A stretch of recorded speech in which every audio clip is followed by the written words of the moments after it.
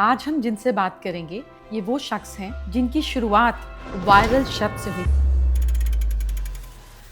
कोई दीवाना कहता है, कोई पागल समझता है। मैं ये मानता हूँ कि भगवान की नियति की एक स्पॉटलाइट है। जो यूनिवर्सल एलिमेंट को समझ लेते हैं स्पिरिचुअल लोग, वो उस स्पॉटलाइट की गति को अपनी डेस्टिनी मान लेते हैं। क्या एक बार प्रेम घटित होना काफी है या प्रेम में रहना जरूरी है? प्रेम जब आपके जीवन में घटित होता है ना, तो वो फिर पूरे जीवन चलता है। उसके कष्ट को कम करने के लिए मैं पूरी दुनिया समाप्त कर सकता हूँ या पूरी दुनिया बना सकता हूँ। ये थॉट आपको इश्क सिखाता है। मैंने आपकी पत्री नहीं देखी, मेरा आपसे पहली बार मिलना हुआ, तो मैंने आपका ये सिग्नेचर देखा। अभी भी ऐसे ही साइन करते हैं जी। आपकी वो खड़ी बोली क्यों है? लोग क्यों आपसे नाराज हो जाते हैं? आप तो सिर्फ अपनी बात को कहते हैं और आप अपने हाथ में एक पुखराज पहनते हैं और एक मोती पहनते हैं। कॉम्बिनेशन है विच रिफ्लेक्ट्स। और ये जो रोलेक्स है इसमें यूजुअली डेट डॉना के अंदर रोमन नंबर्स लिखे होते हैं, पर आपके अंदर डायमंड लिखे। मैं कुछ सिचुएशंस दूंगी, इस सिचुएशन से आप समझाएंगे ब्रेकअप। देखिए, मेरी एक लाइन है, हिम्मत का सागर लांघो तो लहर लहर जयकारा होगा। दिल टूटे या एटम टूटे, दुनिया में उजियारा। आप तब से वायरल हैं जब किसी को वायरल शब्द नहीं पता होता था क्या है। मेरा ये मानना है कि डेस्टिनी जब आपसे कुछ लेती है तो दूसरे हाथ से इतना ज्यादा देती है जो आपको उम्मीद नहीं होती। डेस्टिनी माँ जैसी है, नियति माँ जैसी है। जमीन पे पड़ी हुई कोई गंदगी आप खाना चाहता है, छोटा बच्चा उससे छीन लेती है माँ, तो उसको लगता है मेरे हाथ से छीन गई ये चीज, ये मिट्टी का टुकड़ा छीन गया। लेकिन उसको छीन के मुंह साफ करके वो अमृतदायी दुग्ध पिलाती है, दूध पिलाती है, जैसे अपने शरीर में पाला है उसने। जो भी उसे नेचुरल एलिमेंट्स चाहिए, जो विटामिन चाहिए, उनकी खान है वो दूध। लेकिन तब तक हम रोते ही है ना, जब तक नहीं मिलती। तो मेरे जीवन में अब तो मैंने बहुत परफॉर्मेंसेस बिना पैसे के करनी शुरू की, क्योंकि सामर्थ्य आ गई। तो किसी के पास पैसा नहीं है तो चले जाओ, कोई दोस्त है तो चले जाओ, कुछ लोग बुला रहे हैं तो चले जाओ। एक समय तक ऐसी कोई परफॉर्मेंस नहीं थी इसमें पेमेंट ना हो। एकमात्र परफॉर्मेंस थी ऐसी NIT दिल्ली की 2004 में, जिसमें जो प्रोग्राम जिस लड़के ने कराया था, उसका नाम अनुज, मुझे आज भी याद है। उसने वो प्रोग्राम एक स्पेसिफिक अमाउंट में तय करा, 5-6 कवियों का। मैं कवि लेकर पहुंच गया और मेरे जो 6,000 रुपए थे वो छोड़ के उसने बाकी सबके दे दिया और कहा कि पेमेंट कम इकट्ठा हुआ भैया, तो आपके नहीं दे पाएंगे। तो मुझे सब कवियों ने कहा आप स्टेज पे मत जाओ, जब आपको पैसे नहीं दे रहे तो आप स्टेज पे क्यों जा रहे हो? मैंने कहा ये तो सही नहीं है, जनता को थोड़ी पता है मुझे पैसे नहीं मिले और मैं कमरे में बैठा बैठा क्या करूंगा गेस्ट हाउस में। तो मैं स्टेज पे चला गया और मैंने उसको कंडक्ट किया, परफॉर्म किया। उसकी वीडियोस बनी, वो पहले वीडियो कैसेट्स बनती थी। वो वीडियो अमेरिका चली गई उनमें से एक लड़के के साथ जो ग्रुप में था 2004 में, उसके पास रखी रही। 2006 में YouTube आया, तो YouTube की टीम में वो अकेला एशियन लड़का था जो वीडियोस लेके गया था। तो पूछा क्या इसमें कंटेंट डाला जाए, कंटेंट डाला जाए? तो उसने कहा मेरे पास एक कंटेंट पड़ा है, I have some content of Indian poet, I let it listen. उन्होंने सुना, उनकी समझ में तो आया नहीं होगा वहां के लोगों के, पर तालियां बहुत बज रही थी, वन लाइनर बहुत शानदार आ रहे थे। वो डल गया और उसमें नाम भी नहीं लिखा हुआ था, उसमें लिखा था ए शायर प्रोफेसर, और वो वायरल हो गया। वो मोबाइल के शुरुआती दिन थे, मोबाइल आ रहे थे नोकिया के छोटे वाले, एरिक्सन के छोटे वाले, जिनमें एक अलग से मीडिया का कार्ड लगता था। तो वहां से वो वायरल हो गया। तो वो बड़ी मशहूर लाइनें हुई पूरी कॉन्टिनेंट में, पाकिस्तान, बांग्लादेश, नेपाल, फिलीपींस, जहां जहां थोड़ा बहुत हिंदुस्तान और उसके लिए प्रेम है, वहां से अब भी उसके वीडियो आते रहते हैं। क्रेमलिन के चौराहे पे कोई गा रहा है रूसी और भेज रहा है। तो मैं ये मानता हूँ कि भगवान की नियति की एक स्पॉटलाइट है, वो पृथ्वी पे घूमती है और वो अनायास अंधेरे में खड़े हुए किसी आदमी के पास पहुंच जाती है। वो आदमी चमक जाता है, बाद में उसे भ्रम हो जाता है कि मेरे करने पे हो रहा है। ऐसा नहीं हो रहा है, वो अपनी क्षमता प्रतिभा के साथ वहीं खड़ा था। वो स्पॉटलाइट घूमी। अब वो स्पॉटलाइट कई बार 10 साल रहती है, कई बार 20 साल रहती है, कई बार 30 साल रहती है। जो यूनिवर्सल एलिमेंट को समझ लेते हैं स्पिरिचुअल लोग, वो स्पॉटलाइट की गति को अपनी डेस्टिनी मान लेते हैं। जिधर वो जाती है वो उसी तरह से घूमते हैं, तो वो जिंदगी भर चमकते हैं, जिंदगी के बाद भी चमकते हैं। महात्मा गांधी अगर चमकते हैं, सुभाष चंद्र बोस अगर चमकते हैं, APJ अब्दुल कलाम अगर चमकते हैं, तो ये वो लोग हैं जिन्होंने अपनी गति को नियति की गति में समा दिया था। तो ये मेरे पास जब आई थी तब तो स्पॉटलाइट डेस्टिनी की कृपा से आई थी, कोई खास बात नहीं थी। लेकिन क्या है, जब आपको वो पोडियम मिल जाए तो आप उस पोडियम के हिसाब से इम्प्रोवाइज करें। भाई 2 खिलाड़ी बीमार हो गए, आप 11वें नंबर पे थे, आपको बैटिंग मिल गई, क्रूशियल मैच में बैटिंग मिल गई। अब यहाँ आपको खेल दिखाना है तकड़ा वाला। ये नहीं कि आपको अचानक डेस्टिनी दे दी तो आप आउट होकर चले आए कुछ रन बना के। सो लकीली डेस्टिनी ने मुझे, भगवान राम ने इतनी शक्ति दी, ईश्वर ने, सरस्वती जी ने इतनी कृपा दी कि मैंने उस बैटिंग पैड को संभाला, उस बैट को लिया और अच्छी बैटिंग की। तो ये कविता आपके मन में आई कैसे? कोई खास बात नहीं थी, कस्बाई लड़के का कस्बाई इश्क था। 10-11 हजार का छोटा सा कस्बा है, वहाँ लड़के लड़कियों के बीच में जो रिलेशनशिप थे वो बड़े होते होते ही एकदम डिफाइंड और ब्रैकेटेड होने शुरू हो जाते थे। ये लड़कियों का ग्रुप है, ये लड़कों का ग्रुप है, बिल्कुल। और उनकी चर्चाएं, बातचीत, वहाँ आपको पहली बार प्रेम पता चलता था। और खासकर एक ऐसे घर में जहाँ साहित्य पढ़ा जा रहा हो, मेरे पिताजी प्रोफेसर हिंदी के, एक भाई इंग्लिश का प्रोफेसर, बहन हिंदी पढ़ रही थी, तो चारों तरफ किस्से, कहानी, देवदास, कालिदास, तुलसीदास, ये सब घूम रहा था, रीतिकालीन साहित्य। ऐसे समय में प्रेम जीवन में घटित हुआ। जो आपको इश्क घटित हुआ, सामने वाली को हुआ था? हाँ, डेफिनेटली हुआ। तो क्या हुआ कि हम मिलने के लिए जैसे गए, तो वो छुट्टी का दिन था और मिलने में दिक्कत हुई, तो वो जो हॉस्टल की दीवार थी वो फांदनी पड़ी, और फिर वहाँ जो बाग वाला था उससे बुलाना पड़ा। तो उसने मुझे कहा कि तुम पागल हो क्या? अरे बाद में मिल लेते भाई। लौट के आए तो सड़क पार कर रहे थे तो एक साइकिल वाले से टकरा गए। उसने कहा भाई दीवाना हो रही है क्या, हमारे इलाके की भाषा में। तो जब लौट रहे थे स्कूटर पे पीछे बैठ के, आगे हमारे एक दोस्त स्कूटर चला रहे थे, अगस्त वगस्त का टाइम था, बादल घिरे हुए थे, और उस जमाने में निर्माण तो होता नहीं था, सिर्फ सड़क थी, दोनों तरफ खेत थे। तो मैंने कहा यार किस चक्कर में पड़ गए अच्छे खासे पढ़ने लिखने वाले आदमी, कि कोई पागल कह रहा है, कोई दीवाना कह रहा है। वहां से पहली लाइन बनी, कोई दीवाना कहता है, कोई पागल समझता है, मगर धरती की बेचैनी को बस बादल समझता है। और प्रेम ने वो कविता लिखवा ली वाइफ के साथ मैं नहीं, उससे पहले जो कैशोर्य प्रेम होता है, जो सबसे शुरू में आपको किसी चेहरे से हो जाता है, तो अचानक आपको कुछ पता नहीं होता है, लेकिन आपके अंदर हार्मोनल चेंजेस हो रहे और होते वो हैं, भाव जगते हैं, भाव जगते हैं, और वो आपको धीमे धीमे धीमे धीमे समाज के प्रति जागरूक बनाते हैं। मैं कहता हूँ जिसके जीवन में प्रेम घटित नहीं हुआ है, उसका जीवन आधा निस्सार हो गया है। चाहे वो भगवान से हो, चाहे मातृभूमि से हो, चाहे माँ से हो, चाहे किसी से भी, अगर प्रेम घटित नहीं हुआ है आपके जीवन में, तो आप मनुष्य होने की आधी पात्रता तो खो चुके हैं। आदमी होने की आधी पात्रता क्या प्रेम ही एक है। बार प्रेम घटित होना काफी है या प्रेम में रहना जरूरी है? देखिए, प्रेम जब आपके जीवन में घटित होता है ना, तो वो फिर पूरे जीवन चलता है।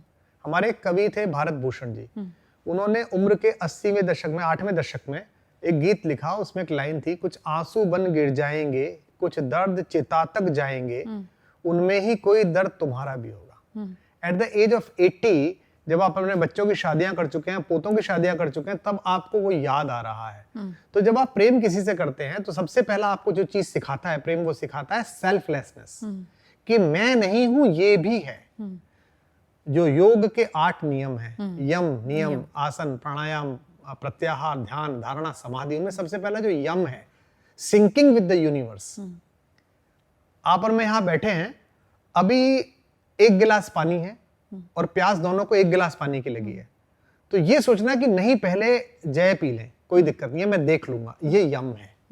और ये है कि नहीं मैं पी जाऊं, इनका ये जाने भाई, बचे ना बचे मेरे को क्या मतलब है, ये पशुता है जो पाश में बंधा हुआ है। तो प्रेम मनुष्य को मनुष्य बनाता है। अपने चेहरे के अलावा, अपने एग्जिस्टेंस के अलावा पहली बार दूसरा चेहरा दुनिया दिखाई देना शुरू हो जाता है। उसके कष्ट को कम करने के लिए मैं पूरी दुनिया समाप्त कर सकता हूं या पूरी दुनिया बना सकता हूं। मैं रेगिस्तान में दूध की नदी निकाल सकता हूं, मैं कच्चे घड़े से नदी पार कर सकता हूं। ये थॉट आपको इश्क सिखाता है। तो जिनके जीवन में इश्क घटित नहीं हुआ, उनके जीवन में सेल्फलेसनेस नहीं आई।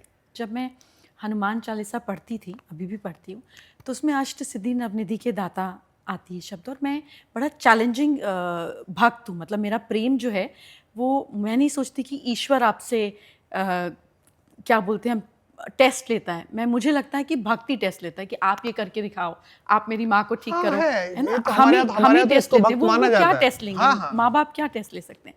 तो मैं पूछती थी कि आप अष्ट सिद्धि नवनिधि के दाता, मैं तो किसी को नहीं देखती अष्ट सिद्धि लिए हुए, आप कैसे दोगे? अगर आप दे रहे हो तो मुझे दिखाओ तो सही। और कोई यहाँ से मूर्ति निकाल दे, सिंदूर निकाल दे, ये सिद्धि नहीं है, ये जादू है, तो आप कैसे करोगे? तो फिर मेरी ध्यान करने की आदत है सुबह शाम, तो मुझे ये ध्यान में आया कि जो अनिमा सिद्धि, पहली सिद्धि है हनुमान जी की, ये तो शायरों के पास है। बड़ी बड़ी बातों को 2 शब्द में कहकर उतना ही इम्पैक्ट छोड़ देना, ये तो कृपा की बात है, ये हर एक के बस की बात है। भगवान जो है हनुमान जी, वो अणिमा सिद्धि के नाते इसलिए हैं क्योंकि उनकी वाणी, उनकी भाषा इतनी अद्भुत है, उनकी संवाद शैली इतनी अद्भुत है कि रामचंद्र जी भी जब उन्हें पहली बार मिले, जब उन्होंने अपना परिचय भी नहीं दिया और कहा कि मैं सुग्रीव का सचिव हूँ, ब्राह्मण वेश में आए, तो श्रीमद् वाल्मीकि रामायण में एक श्लोक आता है जहाँ भगवान लक्ष्मण जी से कहते हैं कि ये जो सुग्रीव का सचिव है, ये कोई वेदों का विद्वान है, क्योंकि इसकी भाषा बहुत अच्छी है। और इसकी भाषा कैसी है? सरल है, मधुर है। वाक्यज्ञम मधुरम इदम सुग्रीवम सचिवः कपि। तो बहुत सारे लोग ऐसे मैंने प्रचंड मूर्ख देखे जो हनुमान जी को समझते हैं कि उनको भाषा नहीं आती होगी। तो इसीलिए अणिमा सिद्धि, क्योंकि वो जब समझाने के लिए जाते हैं रावण से, उन्हें भगवती सीता जी से कैसी बात करनी है, वो एक उसमें बैठी हुई है, प्रतीक्षा में, विरह में बैठी हुई है। एक ऐसी महिला जो मिथिला की राजकुमारी है, जो अयोध्या की महारानी है, जो राम जैसे पुरुषार्थी पति की पत्नी है, जो लक्ष्मण जैसे सिद्ध देवर की भाभी है, उसको अपहरण करके ले गया एक दुष्ट साधु के वेश में। तो वो अचंभित है, ऐसा सोचा ही नहीं होता ना, अरे यार मैंने तो सोचा ही नहीं था कोई मेरे साथ ऐसा कर देगा। वो जिसने शिव पिनाक उल्टे हाथ से उठाकर सफाई कर दी हो, उसको कोई ऐसे थोड़ी ले जा सकता। वो चाहती तो कर सकती थी, लेकिन राम की महिमा उन्हें प्रतिष्ठित करानी है जगत में, तो ये चल रहा है। तो उनको कन्विंस कैसे करूं कि मैं कौन हूं? तो वो ये नहीं कहते जाके कि मैं हनुमान हूं, मैं पवन का पुत्र हूं, मैं अंजनी का। उनकी पहली लाइन ये है कि मैं आपके पति जो हैं उनका सेवक हूं, दास हूं। और उसमें भी माँ कहते हैं वो, ताकि बात ही खत्म हो जाए। जब मैं 21 साल का पढ़ाने के लिए गया तो 21 साल की लड़कियां पढ़ती थी BMA में, और वो पंजाबियों का इलाका था, तो निश्चित रूप से उनमें शरीर सौष्ठव भी होता है, सौंदर्य भी बहुत ज्यादा होता है। तो आप कैसे करेंगे? तो मेरा पहला काम ये था कि मैं क्लास की हर लड़की को बेटा बोलता था। हाँ बेटा बोलो, सर ये, सर आपसे टाइम, हाँ बेटा बोलो। तो जब होली पर टाइटल्स दिए टीचर्स को, प्रोफेसर्स को, बच्चों ने, तो उनमें मेरा नाम लिखा बेटा। तो आप कैसे आप बताओगे कि मेरा भाव आपके प्रति क्या है? बिल्कुल ठीक। तो मैंने कहा बेटा, क्योंकि मुझे उन्हें बताना है कि आई एम योर टीचर, हम एज में बराबर हैं, बट मैं आपका गुरु हूं, आप मेरी शिष्या हो।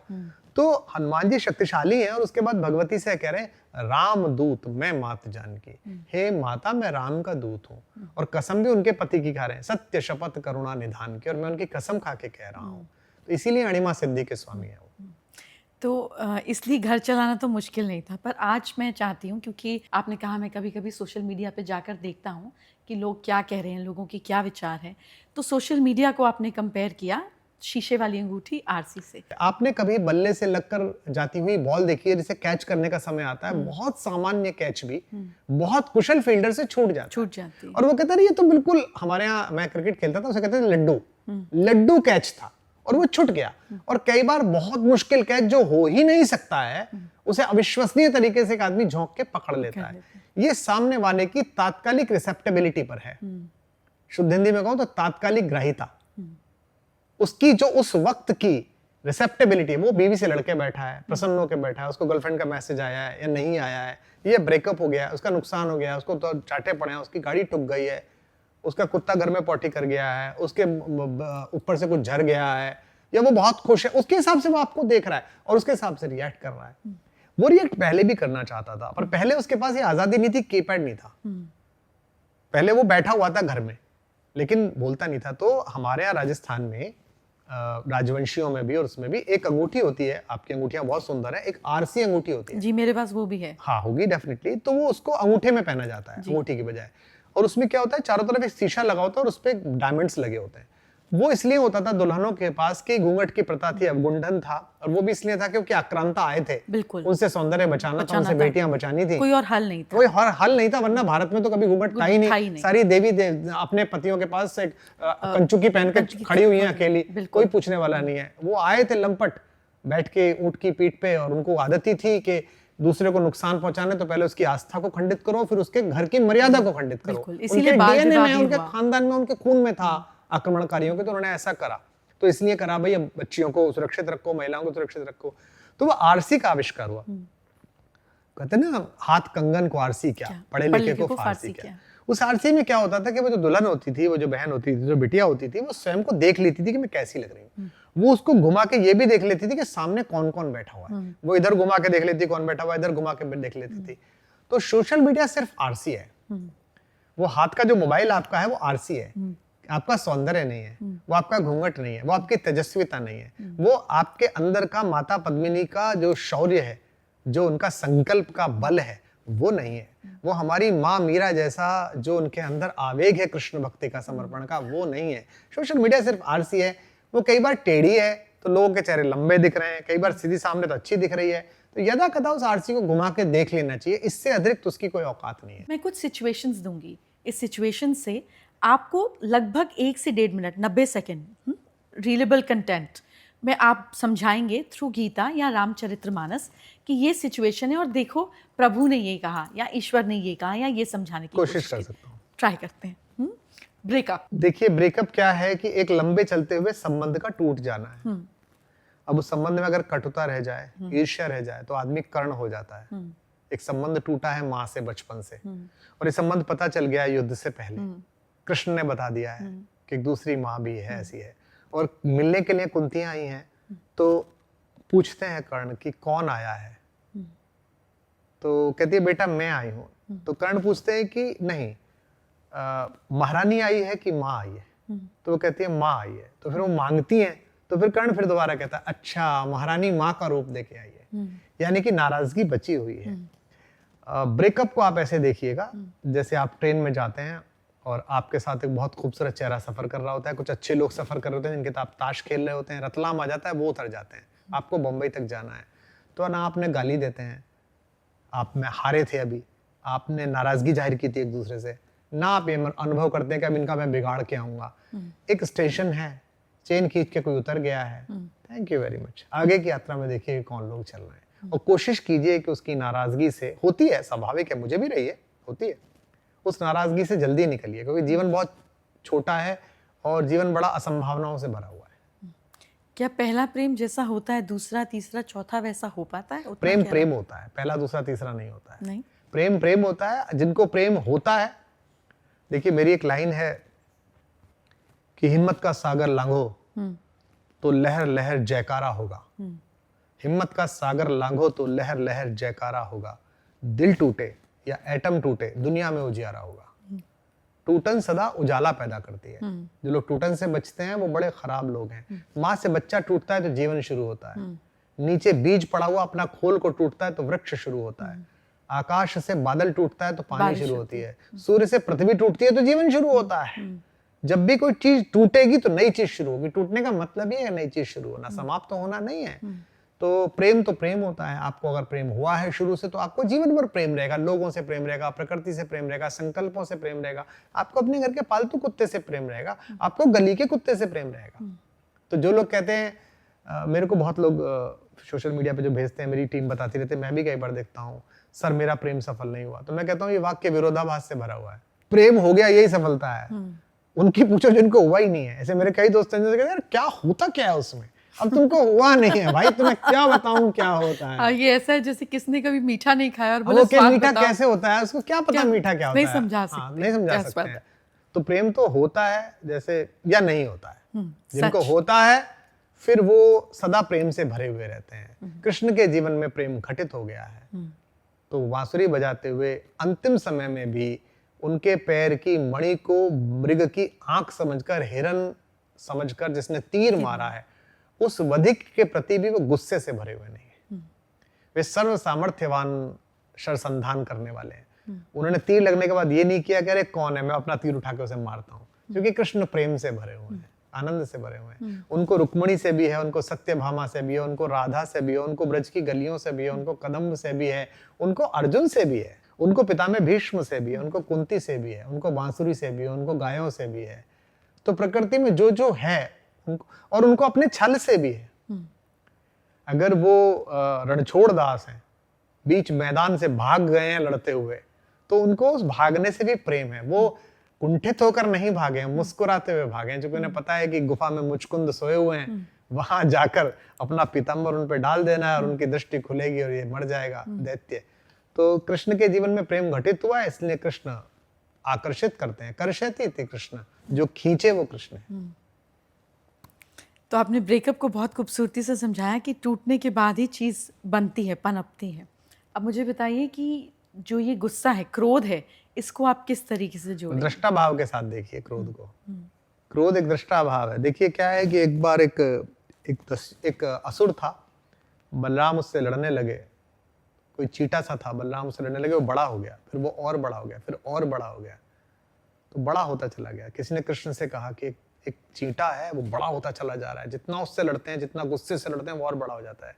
कृष्ण गए, उसे देख के बांसुरी बजाने लगे, हंसने लगे। वो छोटा होता चला गया, छोटा होता चला गया, बिल्कुल छोटा हो गया तो कृष्ण ने उसे मार दिया। बलराम ने पूछा कि ये क्या है? बोले ये क्रोध है।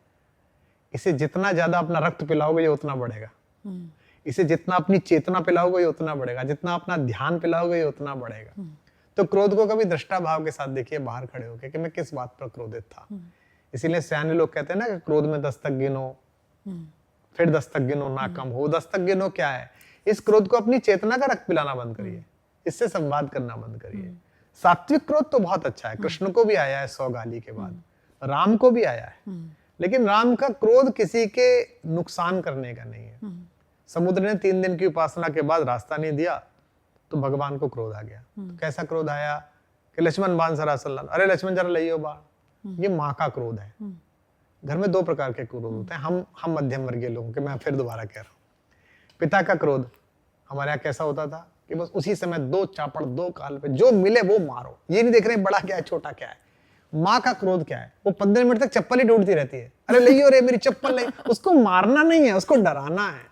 तो राम के अंदर मातृत्व है, क्योंकि वे ही पंचभूतों के स्वामी हैं, वे ही परात्पर ब्रह्म है, उन्हीं से निकले हैं। और बाद में आके समुद्र यही कहता है कि प्रभु आपने बनाया था, आप कह देते मैं हट जाऊंगा, आप मुझे क्यों कह रहे हो? तो लक्ष्मण से कह रहे हैं कि जरा बाण लियो मेरा। अच्छा, आज तक कहा पूरी रामचरितमानस में कि बाण लियो? आपने सोचा पूरी राम कथा में कभी कहा लक्ष्मण मेरा बाण लियो जरा? पहली बार कहा है बाण लाना जरा, मैं मारना नहीं है उसे, सिर्फ उसे भय दिखाना है। और ऐसा कहने के बाद लगभग आधा घंटे तक भगवान उपदेश देते रहे। सठ सन विनय, कुटिल सन प्रीति, सहज कृपण सन सुंदर नीति। मूर्ख को कोई नीति सिखाओ तो नहीं मानता है। किसी कृपण आदमी को, किसी वैसे व्यापार करने वाले आदमी को जिसको बहुत पैसे बचाने के किसी ब्राह्मण को अनुभव हो, या किसी भी जाति के व्यक्ति को अनुभव हो, उससे कहो कि दान की महिमा बताओ। जो कृपण हो तो वो नहीं करेगा। ऐसे ही ये सब करके ना भगवान इतनी सारी बातें बताते हैं, और वो बातें इसलिए बताने ताकि समय बीते और ये आ जाए, और वो फिर आ जाता है आपके पास तक। तो क्रोध को तो आप अगर अपना रक्त पिलाएंगे तो क्रोध बड़ा हो जाएगा, नहीं पिलाएंगे तो बढ़ जाएगा। ईर्ष्या, ईर्ष्या स्वाभाविक है, लेकिन ईर्ष्या महत्वाकांक्षा की होनी चाहिए। ईर्ष्या, अहंकार और अकारण कंजूसी, ये किसी भी अच्छी चेतना वाली आत्मा का नाश करने वाले दुर्गुण है। बहुत सारे लोग हैं जिनमें अहंकार होता है, मैंने किया है, मैं ऐसा कर रहा था। वो बहुत ही मूर्खतापूर्ण बात है। तुम कुछ करने वाले हो ही नहीं, तुम सिर्फ कर्म कर रहे हो, तय करने वाला कोई और है। कुछ डायग्राम बने हुए हैं, कुछ मैट्रिक्स है जो तुम्हारी समझ में नहीं आती। जब तुम्हें यही समझ में नहीं आता कि आकाश कहाँ तक है, तो ये कहाँ से समझ में आएगा तुम्हें कि मेरे करने से क्या होगा? कितनी तुच्छ बुद्धि तो हो तुम। नंबर 2 है अकारण कंजूसी। मैं बहुत सारे सामर्थ्यवान लोगों को देखता हूँ, वो बहुत कंजूस हैं।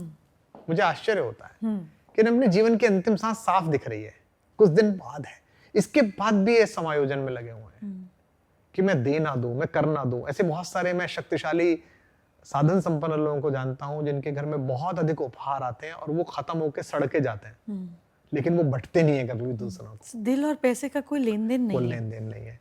और तीसरा जो आपने ये कहा, ईर्ष्या। ईर्ष्या आपका आनंद समाप्त कर देती है। आपने एक गाड़ी खरीदी, अच्छी गाड़ी है, आपको पसंद है, आपने खरीदी, आपकी सामर्थ्य के अनुसार खरीदी है, जितनी सामर्थ्य उतनी की खरीदी है। अब आप जा रहे थे, उससे 4 गुनी बेहतर गाड़ी पड़ोस से निकल गई आपके। अब आपके अंदर ईर्ष्या। अब वो जो गाड़ी पड़ोस से गुजरी है, वो सड़क पे नहीं गुजरी, वो आपके अस्तित्व के ऊपर से गुजरी है। जिस गाड़ी में आप बैठे हो, ये आपको बेकार लगने लगी, इसमें आपको कष्ट होने लगा। तो आपको अगर अपनी वास्तविक स्थिति और वर्तमान स्थिति कष्टप्रद बनानी है तो ईर्ष्या प्रारंभ कर दीजिए। तो ईर्ष्या को इंस्पिरेशन में कैसे बदलें? ईर्ष्या इंस्पिरेशन कभी नहीं हो सकता। ईर्ष्या किसी की इंस्पिरेशन नहीं। ईर्ष्या अंततः आपके विजय रथ को दलदल में फंसा देती है और उसका पहिया निकालते समय आप निरस्स होकर मारे जाते हैं। नहीं, पर बहुत सारे लोग कर्ण को केवल ईर्ष्या है, कर्ण को प्रतिस्पर्धा नहीं है। प्रतिस्पर्धा में तो पहले अर्जुन से जीत चुका है वो, सुपुत्र होने के बाद भी। दर्द था इसलिए ईर्ष्या है। जो बेसिक कारण कर्ण का था वो ये था कि तकलीफ की, मेरे साथ ऐसा क्यों है, या मुझे दुनिया में जिन्होंने नुकसान पहुंचाया, जो दुनिया को जिन्होंने नष्ट किया, परेशान किया, चाहे वो औरंगजेब हो, चाहे वो हिटलर हो, ये लोग ईर्ष्या की उपज है। ये लोग अति ईर्ष्या की उपज है। इन्हें पूरी दुनिया से ईर्ष्या है, लोगों से ईर्ष्या है। ज्यूस से ईर्ष्या है उसको, हिटलर को। व्यर्थ की ईर्ष्या है। छोटा बच्चा क्या बिगाड़ सकता है तुम्हारा, जिससे तुम भट्टी में फेंक रहे हो? वो निरपराध महिला जो घर में खाना बना रही है, वो क्या बिगाड़ सकती है? ये मानसिक असंतुलन है। मतलब इतनी ज्यादा ईर्ष्या और द्वेष नहीं हो सकता। हाँ, तो ये संभवतः अगर मैंने कहा ना, possible अगर है। आपको अपना अस्तित्व अशांत बनाना है, अगर आपको अपने वर्तमान आनंद को बाधित करना है, तो पहला काम करिए ईर्ष्या पाल लीजिए। और अगर आपको चाहना है कि जहां आप हैं, जैसे अभी किसी ने मुझसे पूछा था कि सफलता का मतलब क्या है, तो मैंने कहा सफलता का मतलब संतुष्टि है। 400-500 रुपए पे मजदूरी करने वाला आदमी शाम को नल पर जब हाथ धो रहा होता है, पैर धो रहा होता है, और कंधे पे अपना गमछा बांध के साइकिल पे चलता है, और उस 500 रुपए की जेब में उसको संतुष्टि है अगर, तो वो उनसे सफल है जो दुनिया का तेल लेने के लिए पूरी दुनिया में आग लगाए हुए हैं। वो असंतुष्ट हैं, वो दवाइयां ले लेके सो रहे हैं। मजदूर को आप कभी देखिए गर्मी के दिनों में, मेरा घर तो यहाँ चौराहे पर है, तो सामने नीम के बड़े पेड़ हैं, तो गर्मी के दिनों में यहाँ रिक्शे वाले जो हैं, मैं देखता हूँ अक्सर रिक्शा लगा लेते हैं नीम के नीचे, और वो जो गद्दी है और पीछे की गद्दी है, उसका अजीब सा संतुलन बना के वो रिक्शे वाला सोता है, पैर आगे करके। पैर आगे करके सोता है, और उसको अच्छी नींद आती है। उसको जाके कभी जगाओ, एक आध बार मैंने जगाया है वैसी मजे के लिए, भाई कहीं चलने के लिए, और फिर उसको कुछ देखे, मैं खाना पानी जो मेरे पास था मैं दे आया। उसको आश्चर्य हुआ कि कौन साहब कहाँ से आ गए, कौन साहब। और आप बड़े लोगों को देखिए जो बहुत अचीव्ड लोग हैं, उनकी नींद में भी उनके संशय भरे हुए हैं। तो ईर्ष्या कभी भी इंस्पिरेशन नहीं हो सकता। पर देखिए, एक छोटा बच्चा तो ईर्ष्या लेके पैदा होता है। आप एक छोटे बच्चे का खिलौना लेकर दूसरे को दे दें तो वो रोने लग जाएगा, लेके साइड रख दें तो वो नहीं करेगा। पर ईर्ष्या इंस्पिरेशन में तो चेंज होती ही है ना। नहीं, देखिए क्या है, जो छोटे बच्चे की आप बात कर रहे हैं, छोटा बच्चा तो पूरी स्लेट पैदा होता है, एक कैनवस साफ मिलता है हमको। माँ एक कैनवस देती है जगत को, उसके ऊपर स्ट्रोक्स लगाता है परिवार, माँ, पिता, गुरु, टीचर, मोबाइल, टीवी। उसके बाद आप उसको, बाद में कहते हैं 16-17 साल बाद की पेंटिंग तो बहुत कुरूप बनी है, बड़ी खराब पेंटिंग है, ये तो गंदी पेंटिंग है। भाई साहब कलर्स आपके थे, स्केच आपके थे, आपको सिखाना था। मेरी बेटी जब छोटी थी तो मेरे घर में एक हाउस हेल्प आती थी, संयोग से उसकी बच्ची भी उतनी बड़ी थी जितनी मेरी बेटी थी, 2-1 साल की रही होगी। तो घर में काम वाम चलता रहता था, तो बच्ची को बिठा दिया कपड़े उपड़े पहना के, मेरी पत्नी ने। वो जो हाउस हेल्प की बच्ची थी वो भी आके बैठ गई। अब मेरी वाइफ ने कुछ बनाया, या घर में जो बनाने वाले उन्होंने कुछ बनाया, तो वो छोटे से बाउल में दे गई उसको। तो कई बार ऐसा अचानक हुआ, अनायास हुआ कि उस बच्ची का बाउल छोटा था या अलग तरीके का था, या उसमें कम था या ज्यादा था। तो मेरी बेटी जब तक नहीं खाती थी कहती थी इसको भी यही दो। ऐसे कैसे कर दिया? अब उसको कोई खिलौना दो तो बोले इसको भी दो। तो ये तो ईर्ष्या नहीं हुई? अगर आपने उस दिन उसे सिखा दिया होता कोने में ले जाके, नहीं नहीं ये हाउस हेल्प की बच्ची है, तो आपने अनायास अपने बच्चे में ये ईर्ष्या भर दी जो आपको कल अपने काउंटर पार्ट के साथ वो गलत ट्रीट करेगी। आपने पहले दिन उसे सिखाया कि नहीं नहीं मनुष्यता है, इसका भी हक है, हमारा भी हक है। तो बच्चे में ईर्ष्या नहीं होती, बच्चे में कुछ भी नहीं होता। बच्चा तो कैनवस है, हम उसमें ईर्ष्या बोते हैं, घृणा बोते हैं। देखिए आज हमारा आप बैठे हैं, 2-4 बच्चों के समूह से मैं ये पूछूं कि सबसे खराब देश कौन है दुनिया का, तो वो निस्संदेह हमारे एक पड़ोसी मुल्क को बता देंगे जिससे हमारा संघर्ष चलता रहता है। बिल्कुल। यही बच्चे हाइपोथेटिकली सोचिए कि 20 साल पहले ये उधर पैदा हुए थे, अब इनसे वहां का टीचर मेरे रूप में पूछे कि दुनिया का सबसे खराब देश कौन सा है, तो वो बता देंगे कि हिंदुस्तान है। इसका मतलब ना हिंदुस्तान खराब था ना वो खराब था, हमारे थॉट प्रोसेस जो चारों तरफ से बिल्डअप किए गए थे और जो एक्ट हमने देखे अपने चारों तरफ, उनसे हमारा थॉट प्रोसेस बना। हमने थॉट प्रोसेस डेवलप किया है कि वहां दहशतगर्दी फैलाने वाले लोग हैं, उन्होंने थॉट प्रोसेस अपने यहाँ पैदा किया है कि हमारी जो प्रगति नहीं हो रही है वो इनकी वजह से नहीं हो रही है, और उन्होंने कन्विंस कर लिया है। जब मुझसे कोई कहता ना पाकिस्तान की तारीख, पाकिस्तान का इतिहास, तो मैं हंसता हूँ कि इतिहास और पाकिस्तान का क्या मतलब? मिस इन 70 सालों में क्या इतिहास हो जाएगा? तो वो इतिहास पढ़ाइए आप कि कितनी बार सरकारें गिरी, कितनी बार आपके शासक लटकाए गए, कितनी बार आप मार खाए, कहाँ क्या हुआ, ये तो पढ़ाएंगे नहीं। वो पढ़ा रहे हैं पीछे का 1000 साल पुराना जो उनका इतिहास नहीं है। वो तो हमारा इतिहास है। नहीं, वो किसी का भी नहीं। अब्दाली तो किसी का इतिहास नहीं है। गौरी गजनवी तो, गौरी ने तो तुम्हारे घर वाले भी लूटे थे, हमारे घर वाले भी लूटे थे, तुम तो थे ही नहीं। तुम तो 7 पीढ़ी 8 पीढ़ी पहले रामलाल जी के पड़पोते थे, श्यामलाल जी के घर से आए थे। वो अमर अकबर एंथोनी नहीं है? बिल्कुल। उसमें एक जाता है मजार पे, एक जाता है गिरजाघर में, एक जाता है मंदिर में, आखिर में सबका बाप कन्हैया लाल निकलता है। तो लास्ट में तो बाप कन्हैया लाल ही है, तो सिखा क्या रहे? और अब कुछ लोग मानने भी लगे कि हाँ बात सही है। आप सफलता को प्रसन्नता या सेटिस्फैक्शन से जोड़ते हैं?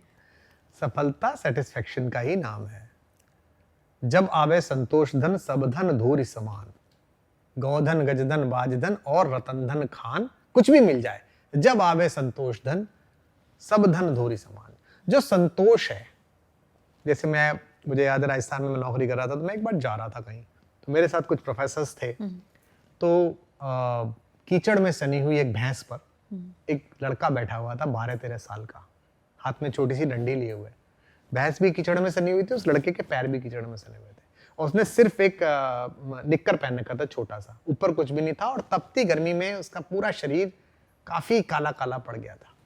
तो हमारी एक साथी प्रोफेसर थी, वो दिल्ली के एक बड़े अच्छे संस्थान से पढ़ी हुई थी, वो पहली बार उन्होंने राजस्थान में और हमारे गांव में ऐसा देखा था, तो बोली, उन्होंने कहा ये देखिए इसका क्या जीवन है, ऐसा कितना कष्ट है, कितना वो है।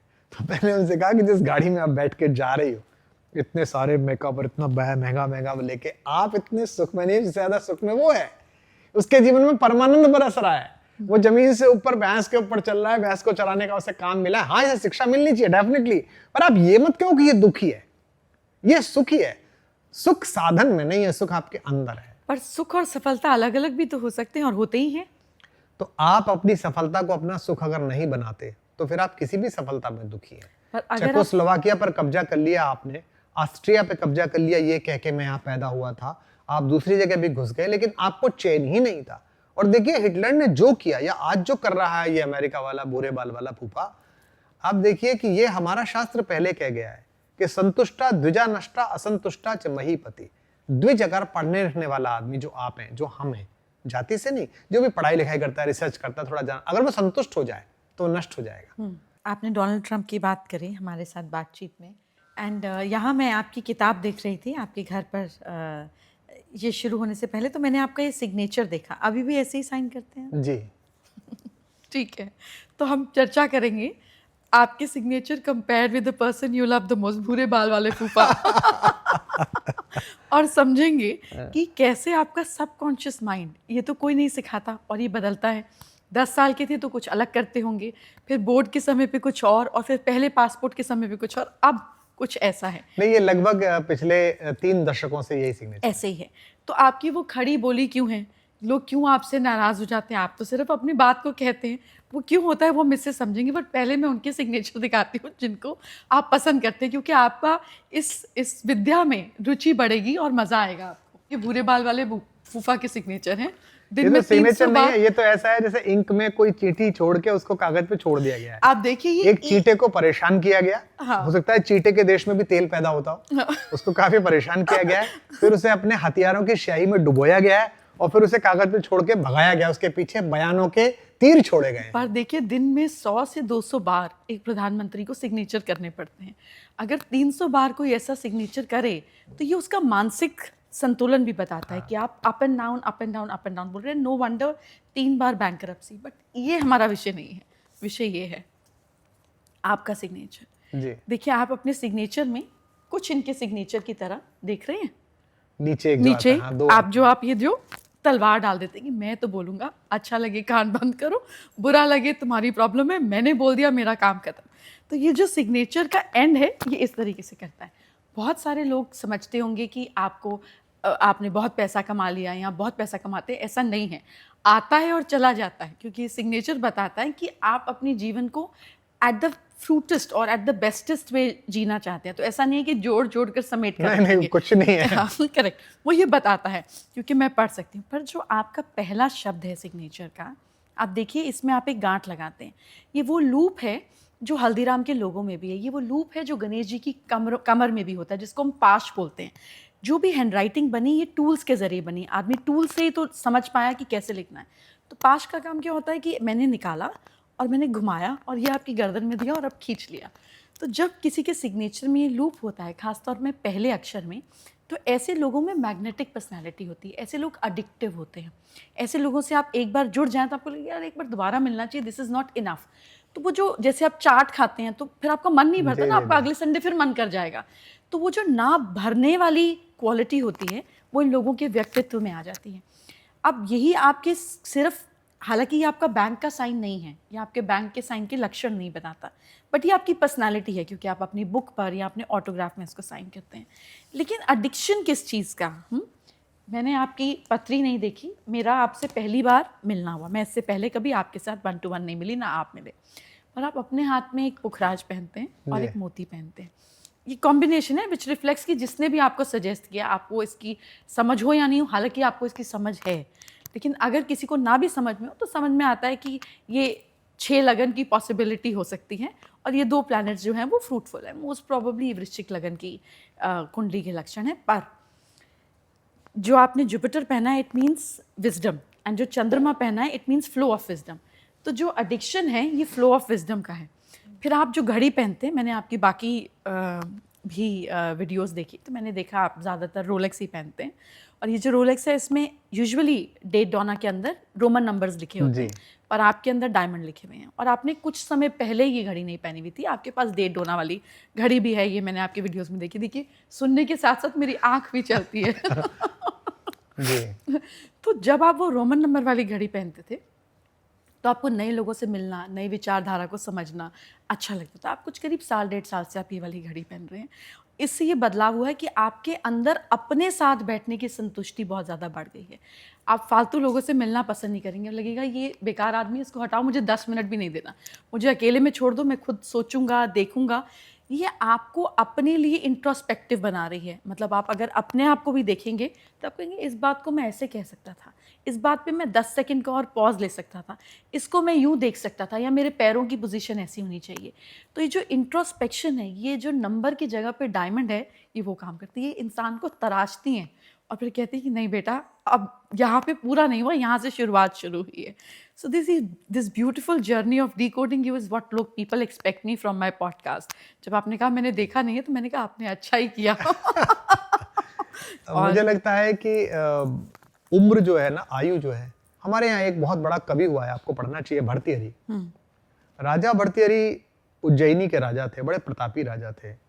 उन्होंने अपनी ज़्यादा आयु में एक युवा लड़की से विवाह किया जो अनिंद्य सुंदरी थी। उससे बहुत प्रेम हो गया, क्योंकि ये जो 40-50 से आगे वाला प्रेम होता है ना, बहुत पागलपन वाला होता है, टॉक्सिक टाइप का प्रेम होता है। उन्हें बहुत प्रेम हो गया, वो 24 घंटे उसी में लगे रहते थे। तो उन्होंने 100 श्लोक लिखे, श्रृंगार शतक, प्रेम के। वो अद्भुत श्लोक हैं, उनमें मतलब रोमांस और लस्ट चू पड़ा, एकदम बह गया है। It's okay. फिर वो राजा बहुत अच्छे थे तो उन्होंने नीति शतक लिखा, राजा कैसे चलन, राज्य कैसा चले, वो भी बहुत अच्छा है। उनके एक साधु आया, वो उनकी तपस्या से बहुत प्रसन्न हुआ, उनकी सेवा से बड़ा प्रसन्न हुआ। वो जाने लगा तो बोला मैं हिमालय से आ रहा हूँ राजा, अकेले में। बोला ये एक अमर फल है, इसे खा लोगे तो तुम्हारा यौवन कभी समाप्त नहीं होगा, तुम जवान ही रहोगे, इसे तुम खा लेना। अब वो तो प्रौढ़ावस्था पे आ गए थे, उन्होंने वो देखा, उन्होंने सोचा यार मैं इसे खाऊंगा तो मैं तो जवान हो जाऊंगा, तो क्या हो गया, ये जो मेरी रानी है ना, ये जवान रहनी चाहिए, बड़ी सुंदर है, अगर ये खा ले तो मैं जब तक जाऊंगा पृथ्वी से तब तक ये मुझे सुंदरी दिखाई देगी। उन्होंने उस रानी को दे दिया। अब वो तो लड़की थी, किशोरी थी, उसका प्रेम उस आदमी से तो होने से रहा, राजा से, जो वो तो सत्ता के चक्कर में और शक्ति के चक्कर में हुआ होगा। उसको अपने एक अंगरक्षक था युवा, उससे बहुत प्रेम था, क्योंकि राजा तो कभी कभी आते थे, अंगरक्षक तो सदा रहता था। उसने कहा कि मेरा भी यौवन ढलेगा लेकिन ये ऐसा ही रहना चाहिए। उसने वो उसे दे दिया, पर वो भी सेवा के चक्कर में महारानी के साथ जुड़ा हुआ था, पैसे के चक्कर में। उसका एक नर्तकी से प्रेम था, वेश्या से, जो बाजार में नाचती थी, रूप जीवा, रूप का सौंदर्य का सौदा करने वाली। सच्चा प्रेम था। उसने कहा इसके यहाँ तो मैं सिर्फ इसलिए रहता हूँ, इसलिए प्रेम दिखाता हूँ कि मेरी नौकरी है। सच्चा प्रेम तो इससे उसने उसको दे दिया कि तू इसे खा ले। उस नर्तकी ने सोचा कि मेरा जीवन कितना निरर्थक है, मेरा शरीर पैसे के कारण बिकता है, मैं पैसे पे नाचती हूँ, मैं इसे क्या क्या करूँगी। राजा बहुत धर्मात्मा है, यही राजा रहना चाहिए। तो राजा के यहाँ पहुंची, बोले महाराज ये अमर फल है, इसे आप खा लीजिए। तो राजा ने फल देखा, राजा ने कहा किसने दिया। उसने कहा महाराज ये मत पूछिए। बोले नहीं बताओ, बताना पड़ेगा। उसने बताया कि उसने दिया। उससे पूछा किसने दिया। राजा ने वहां एक श्लोक कहा, उसने कहा कि मैं जिसे सोचता हूँ, मम याम विचिंतयन्ति, मैं जिसकी चिंता करता हूँ वो किसी और की चिंता करती है, और वो जिसकी चिंता करती है वो किसी और की चिंता करता है, और वो जिसकी चिंता करता है वो मेरी चिंता करती है। तो धिक माम च इमाम च सर्वाम च, मुझे भी धिक्कार है, इसे भी धिक्कार है, सबको धिक्कार है। और उसने भगवा मंगाया, पहना, और वो जंगल में निकल गया और वो संत हो गया भर्तृहरि। तो उसका एक श्लोक है, कालो न यातो वयमे च याता, काल नहीं बीतता हम बीत जाते हैं। स्तबा न जीर्णा वयमे जीर्णा, स्वाद नहीं खत्म होता हमारा खत्म हो जाता है। चौराहे पर पैर फैला के गोलगप्पे खाने का स्वाद 14 साल की लड़की और 14 साल के लड़के में आज भी जिंदा है, मेरे अंदर मर गया है। आगरा के सेंट जॉन्स चौराहे पे 7 पानी वाले के दरवाजे पे खड़े होके एक एक गोलगप्पे की वेट करने का स्वाद आज भी जीवित है, मेरे अंदर समाप्त हो गया। इसका मतलब स्वाद नहीं मरा है, स्वाद की उम्र नहीं बीती है, मेरी उम्र बीत गई है। यही वो दिन है कि जब छत पे नंगे बदन टहलते थे, यही वो दिन है कि छाती में सर्दी बैठ जाती है ना। तो ये जो परिवर्तन जो आपने ज्योतिष से पहचाना, जो आपने अपनी कला के माध्यम से, और लेकिन मैं इसे आध्यात्मिक चेतना में स्वीकार करता हूं कि ये बीत गया है। अब मंच पर जमना, ताली बजवाना, खूब सारे कवि सम्मेलन करना, सारे कवि सम्मेलन लूट लेना हो गया है। केवी शाला करके एक मैं प्रोजेक्ट चलाता हूं जहां देश भर के कवियों में से चुन के हैव नॉट्स बच्चे, ऐसे ऐसे जो कभी आ नहीं सकते, उनमें एक बच्चा तो ऐसा है बिहार का जो नोएडा की एक मिठाई की दुकान पे वेटर था 12,000 रुपए में, और आज की डेट में वो 30-40 हजार रुपए लेता है और महीने में 5 प्रोग्राम करता है, क्योंकि उसके अंदर प्रतिभा थी। तो उसको बुलाया, 7 दिन अपने पास रखा, एक 5 स्टार होटल में सुबह से शाम तक ट्रेनिंग कराई। वो सिर्फ इसलिए कि मुझे अब वो अच्छा लग रहा है, अब उनका ऐसा होना अच्छा लग रहा है। और हमारे भारतीय भंगमय ने इस सेगमेंटेशन को बहुत अच्छी तरह से किया। 25 साल तक आप गृहस्थ रहिए, 25 साल में जब का शरीर पक जाए, आपकी जो फर्टिलिटी है लड़की की वो बहुत अच्छी हो जाए, लड़के का जो उसका पितृत्व क्षमता है वो बहुत अच्छी हो जाए, तब आप संतति पैदा करिए, गृहस्थ में आइए। अब आप 25 में, आपने 25 में 25 साल बहुत होते हैं इसको जीने के लिए। आप 50 में आ गए, अब आप बैक सीट ले लीजिए और आपको आश्चर्य होगा, जय एट द एज ऑफ 50 वानप्रस्थ आया और मैंने अपने एक 6 एकड़ के खेत की चारों तरफ बाउंड्री करके एक कॉटेज बनाई, उसका नाम रखा वानप्रस्थ। और उस डेट से आज तक मुझे पैसे का, रुपए का, धंधे का, जाने का, आने का, खरीदने का कुछ नहीं पता है। मैंने उसको नेक्स्ट जनरेशन को सौंप दिया। मैं उनसे खर्चे के पैसे लेता हूं, वो सारा बिजनेस वो करते हैं, सारा काम वो करते हैं। मैं सिर्फ मेरे पास भी कुछ नहीं होता। मैं कई बार मंदिर जाता हूँ, कहीं जाता हूँ तो मुझे पीछे देखना पड़ता है, तो कई बार सिक्योरिटी वाले पैसे देते हैं कि बाद में दे देना, सर लो ले लो। कई बार मैनेजर्स पैसे देते हैं, होता ही नहीं है पैसा। तो हमारा जो संस्कार है वो सिखाता है। और 75 होने पे आपको संन्यास ले लेना चाहिए। चेतना पहले जग जाए तो पहले ले लेना चाहिए। मुझे लगता है मुझे 75 तक जाने की आवश्यकता पड़ेगी नहीं, पहले हो जाएगा। हाँ हो जाएगा, घटित होने लगा। आप किताबें लिखना क्यों छोड़ दिया आपने? नहीं, ऐसा नहीं है। मेरा मानना यह है कि जैसे 3-4 किताबें आई, कुछ 4 किताबें मेरी संपादित भी आई। बेवजह किताब नहीं लिखनी चाहिए। मैं ऐसे कई लेखकों को जानता हूं जो गाजर के गुण से लेके गर्भवती महिला के भोजन तक पे किताब लिखते हैं। उनकी 250 किताबें, 300 किताबें। हमारे एक कवि हैं, वो एक बार एक कार्यक्रम में थे, तो उन्होंने मुझे कार्यक्रम से पहले कभी बताया होगा कि उनकी 103 किताबें हैं।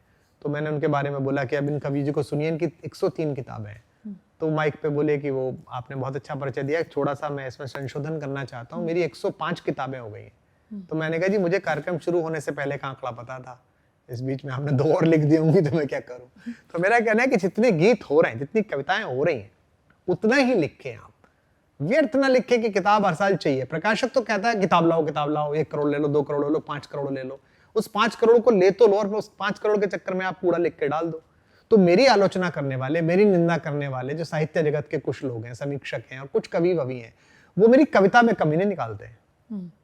वो इसलिए निकालते कि किताब उन सबके पास है, सुनते सब है। वो ये नहीं कह सकते हैं छंद दोष है, मात्रा गिर गई, यहाँ प्रतीक शास्त्र ठीक नहीं हुआ, बात अच्छी से नहीं कह पाई। उन्हें मेरी जीवन शैली से नाराजगियां हैं कि ऐसे कैसे रहता है, ऐसे कैसे बोलता है, ये कैसे कह दिया। अभी जैसे मैंने प्रधानमंत्री जी के विषय में अच्छा बोल दिया तो इस पर नाराज हो जाएंगे। मैंने किसी के बारे में कुछ खराब बोल दिया कि यार ये आदमी ठीक नहीं है, तो इस पर नाराज हो जाएंगे। या मेरे ना मिलने से या मेरे ना बात करने से, अपरिचित होने से नाराज है, कविता से नाराज नहीं। क्योंकि कविता जो छपी हुई है, जो किताब है, वो आपके बाद रहेगी। वो 300 साल बाद भी जैसे आप बैठी हैं, ऐसे कोई पढ़ लिख के इस पे चर्चा कर रहा होगा दूसरे आदमी से कि कुमार विश्वास ने ये लिखा है। तो आप कभी भी ऐसा मत लिखिएगा जबरदस्ती, कि जबरदस्ती के लिए आप लिखे चले जा रहे हैं। हालांकि अब किताब लाइन में है, एक कविता की किताब लाइन में है, और एक मैं जो मेरा आजकल का विषय है राम, अपने अपने राम, उसको भी मैं किताब की शक्ल में लाने की कोशिश कर रहा हूँ। बहुत अच्छा रहेगा। बहुत ताकि लोग अच्छा। पढ़ सकें और उसको बहुत सारी भाषाओं में लाने की कोशिश कर रहे हैं। और इस बीच एक नई सूचना ये भी है कि हमने दूरदर्शन पर पहली पंक्ति से लेकर आखिरी पंक्ति तक रामचरितमानस शुरू किया है, जिसको गाकर पढ़ना संगीत से, फिर उसका अर्थ, फिर उसकी व्याख्या। तो ये रामनवमी से आ रहा है और लगभग 400-500 एपिसोड में जब तक की आखिरी पंक्ति आएगी, और ये 14 भाषाओं में आएगा। बहुत खूबसूरत। तमिल में, मलयालम में, तेलुगु में, कन्नड़ में, बांग्ला में, जो जो भाषाएं हैं उन सब में मेरी ही आवाज में आएगा और रामचरितमानस की एक एक पंक्ति होगी। बहुत खूबसूरत। अब मैं एक मास्क पहनने जा रही हूँ और आपको सिर्फ 2 या 3 पंक्तियों में अपने दिल की बात कहनी है, ठीक? श्री कृष्ण। कृष्ण तो पूर्ण पुरुष हैं, तो मेरी एक कविता की पंक्ति में सुनाता हूँ आपको कि मेरे जीने में मरने में तुम्हारा नाम आएगा, मैं सांसें रोक लूं फिर भी यही इल्जाम आएगा, हर एक धड़कन में जब तुम हो तो फिर अपराध क्या मेरा, अगर राधा पुकारेगी तो फिर घनश्याम आएगा। पूरी प्रकृति में एक ऐसा एग्जाम्पल नहीं है उन जैसा जो कंप्लीट मैन हो। उनके बारे में मैंने कहा कि उन्होंने बचपन जिया तो ऐसा कि आज भी विश्व की सब माएं लाड़ में अपनी औलाद को कन्हैया कहती ही हैं। उन्होंने जवानी जी तो ऐसी कि आज भी इश्क में पागल हुए लड़के को गली के लोग कहते ही हैं कि बड़ा कन्हैया बना फिरता है। उन्होंने युद्ध रचाया तो ऐसा कि 5 वनवासी युवकों को विश्व की सबसे बड़ी लड़ाई जिता दी, और उन्होंने ज्ञान दिया तो ऐसा, गीता जैसा, जिस पर सारे नोबेल पुरस्कार कुर्बान किए जा सकते हैं। और अधिकतम नोबेल पुरस्कार विजेताओं ने जो अपनी फेवरेट बुक बताई है, उनमें जो नंबर 1 पर किताब आती है वो गीता आती है। तो कोई भी लाइफ का सेक्टर हो, वहां अगर आपको कंप्लीटेंसी अचीव करनी है कि कैसा होना चाहिए, तो वो कृष्ण है। बहुत खूबसूरत। अब श्री राम। राम मर्यादा है। मैं अपनी पंक्ति सुना देता हूं आपको कि मानवता की खुली आंख के सबसे सुंदर सपने राम, जे व्यावाणी अर्थवती हो गई लगी जब जपने राम, मात पिता गुरुजन परिजन ने अपने अपने देखे थे, दुनिया भर ने देखे अपने अपने अपने अपने राम। मर्यादा कैसे जिया जाए, एक बेटा कैसा होना चाहिए, एक भाई कैसा होना चाहिए, एक पिता कैसा होना चाहिए, एक दोस्त कैसा होना चाहिए, एक रणनीतिकार कैसा होना चाहिए, एक योद्धा कैसा होना चाहिए, एक शिष्य कैसा होना चाहिए, एक दामाद कैसा होना चाहिए। जनक ने कहा कि मैं आपको प्राणों से प्रिय अपनी पुत्री दे रहा हूं। तो उन्होंने जनक को हाथ जोड़कर कहा कि आपने जो मेरे जीवन में दिया है उसको मैं लौटा तो कुछ नहीं सकता, मैं कुछ नहीं दे सकता। आपको मैं सिर्फ ये प्रतिज्ञा दे सकता हूं कि मेरे वंश में प्रत्येक राजा जो ज्येष्ठ है उसकी बहुत सारी पत्नियां रही हैं, लेकिन सीता के आने से मेरा जीवन पूर्ण काम हो गया है। शायरी के फॉर्म में, अपनी जीवन कला के फॉर्म में क्या मैसेज देना चाहेंगे? मैं तो देखिए, संदेश देना बड़ा वैसा लगता है, बड़ा कि आप अचीव्ड हो गए, अब आप कहो हम सुनेंगे। और मेरा इस संदेशबाजी से सदा से वो रहा है। मेरा लोगों से मैत्री का संबंध रहा है, मेरी बेटियों से, मेरी पत्नी से, मेरे दोस्तों से बहुत ज़्यादा संबंध रहा है। और कई बार वो इतना ज़्यादा जिसे कहते हैं ना व्यावहारिक हो जाता है मेरा बोलना चालना, कि बहुत सारे लोग बुरा भी मान जाते हैं। मतलब मेरे दोस्तों से मेरी जो बातचीत है, चाहे सार्वजनिक हो चाहे कुछ भी हो, मैं उनसे ऐसे ही रहता हूँ। मेरे 2 ही व्रत हैं, या तो व्यावसायिक है जिसमें आप बिना व्यावसायिक शर्तों के नहीं घुस सकते, आपसे कोई मेरा इमोशनल रिलेशन नहीं रहेगा, या मेरा इमोशनल रिलेशन है उसमें कोई व्यवसाय नहीं रहेगा। इसके नुकसान भी होते हैं पर इसका फायदा भी बहुत होता है। तो मैं केवल यही कहूंगा कि जीवन जो है वो बहुत उसकी कुछ पता नहीं है कि वो कितना है, किसका कितना है पता नहीं है। सांसों की सीमा निश्चित है, ये तय है कि इतनी ही सांस आएंगी। दुनिया का बड़े से बड़ा साइंटिस्ट ये नहीं कह सकता कि एक ज्यादा दिला दूंगा, या दुनिया का बड़ा से बड़ा शत्रु ये नहीं कह सकता एक तेरी कम करा दूंगा। वो डेस्टिनी जो लिखी है उतनी होगी।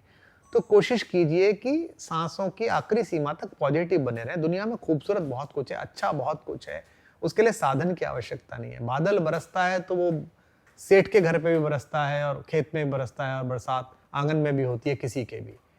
सूरज सुबह उगता है तो ये नहीं पूछता कि महल में जाना है, राष्ट्रपति निवास में जाना है, कि प्रधानमंत्री के यहाँ जाना है, कि स्लम में जाना है, वो हर जगह जाता है।